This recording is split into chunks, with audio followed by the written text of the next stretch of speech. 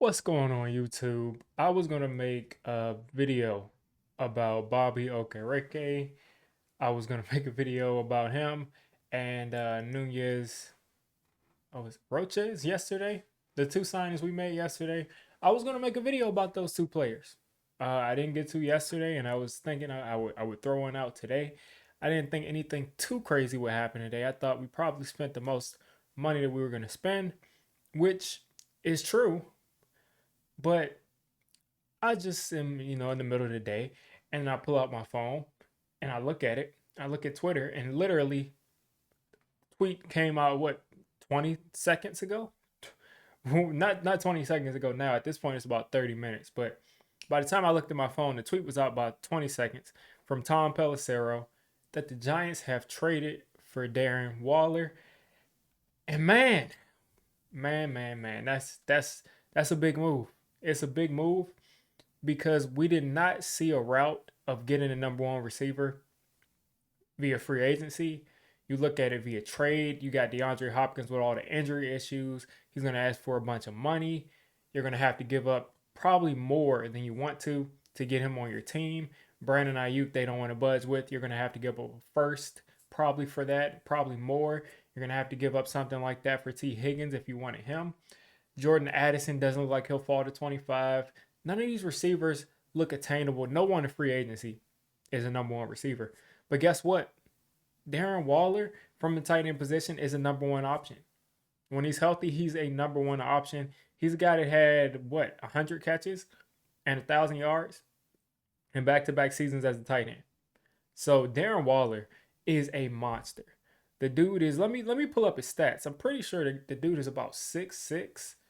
And while we had Evan Ingram, I was always just sitting up like, man, I wish we had Darren Waller because he's Evan Ingram, except he's bigger, he's stronger, and he's almost just as fast. So let's pull up his height, weight.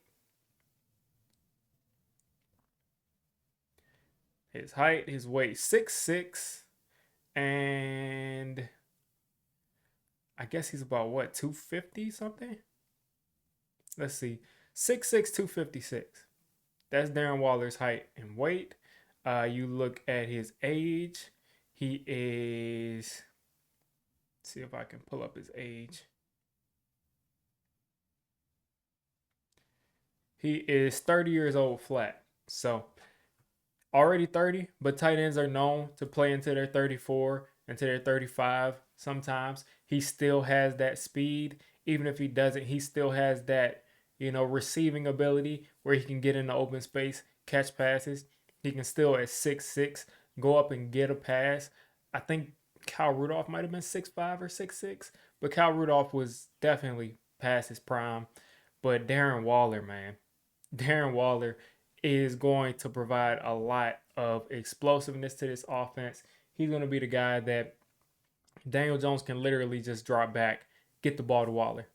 If all else fails, force it to Darren Waller, and that will more times than not get you a great a great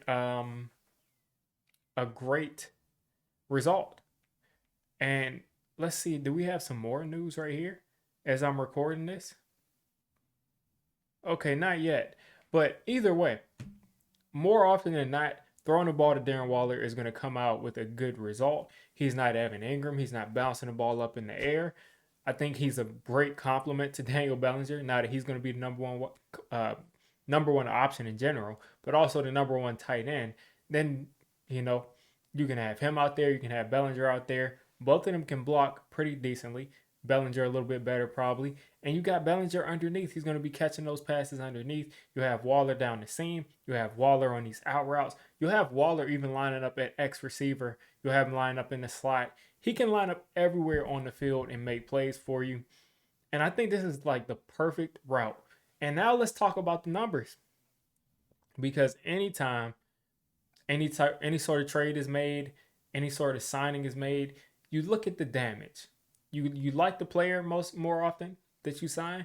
You like the player. You're happy you got that player, but you got to look at the damage. So let's go down this list of how expensive Darren Waller will be. So $11 million, 200K workout bonus. So his cap hit for 2023, this upcoming season, is about $11 million.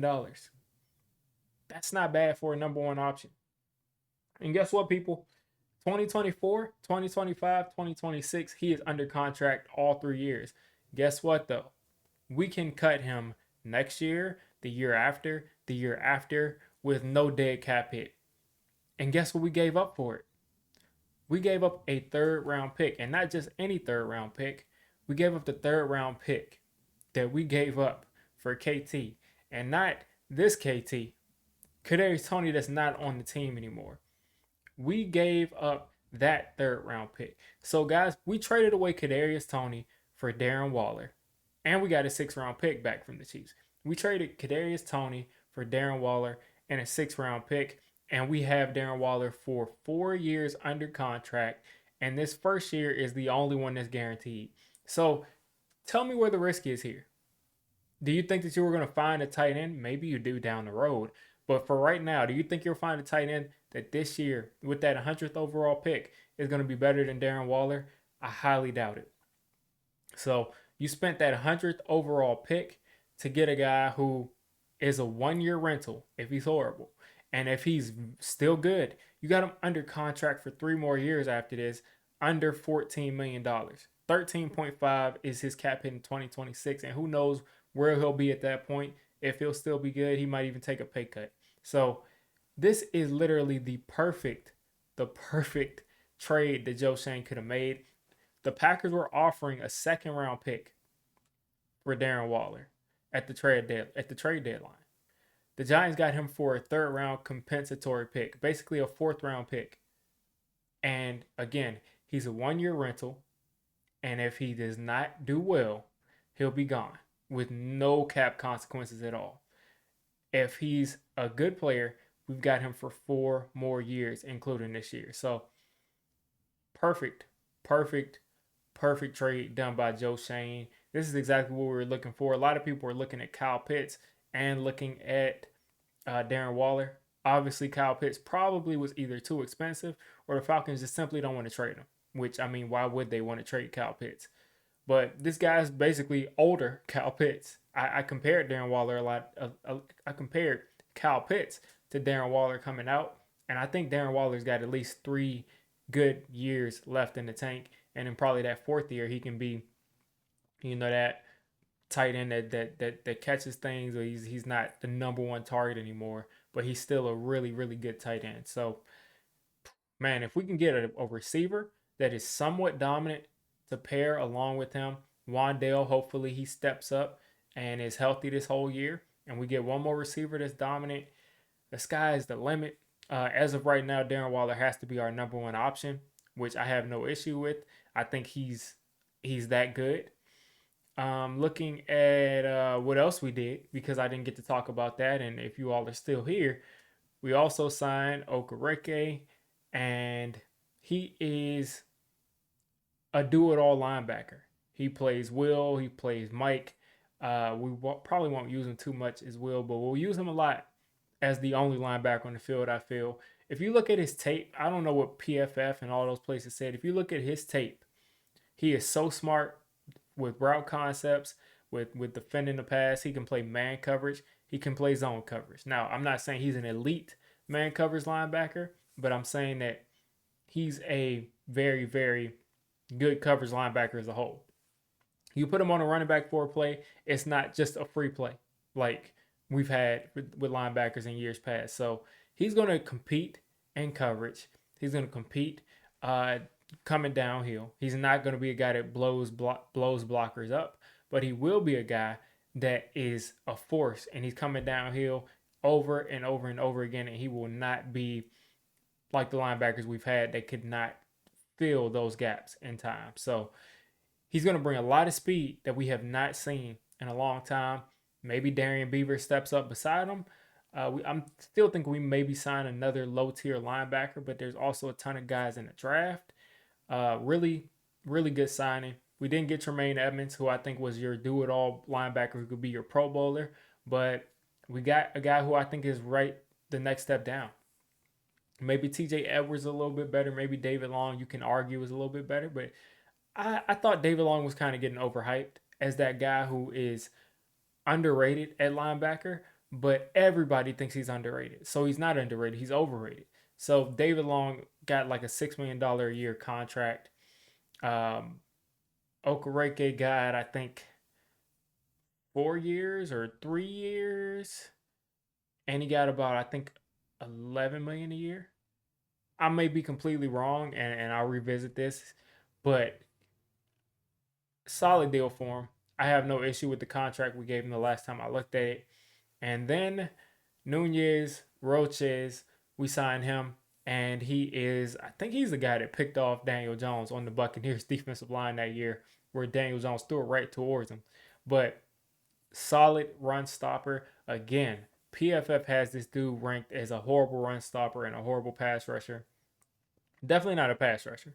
Definitely not a pass rusher who you have to think about it all. He may get pressure every now and then, but definitely not a pass rusher. So once you get past that, solid run stuffer. Uh, Danny Shelton was atrocious 2 years ago. Jelly Ellis was bad this past year. And this next year, I think Nunez Roches is going to be a solid rotational run stopper. We're also going to get Nick Williams back. We're also going to get DJ Davidson back. So we're also probably going to draft somebody. So I expect this interior defensive line, when Leo and Dex come off the field, to be 10 times better than they were last year. So two solid signings there. Also, we, of course, re-signed the punter, which I don't think made any sense. I don't think he was that good. But obviously, the biggest move that the Giants have made this offseason, besides the Daniel Jones contract, is trading for Darren Waller. And trading for Darren Waller while basically putting nothing at risk. You guys let me know what you think of the Giants going out and getting their guy, Darren Waller. Let me know what you think down in the comments. I think he's going to be our number one option. I think he's going to be the first time Daniel Jones has had a receiving option that was as good as him. I think he's the best receiving option Daniel Jones has played with.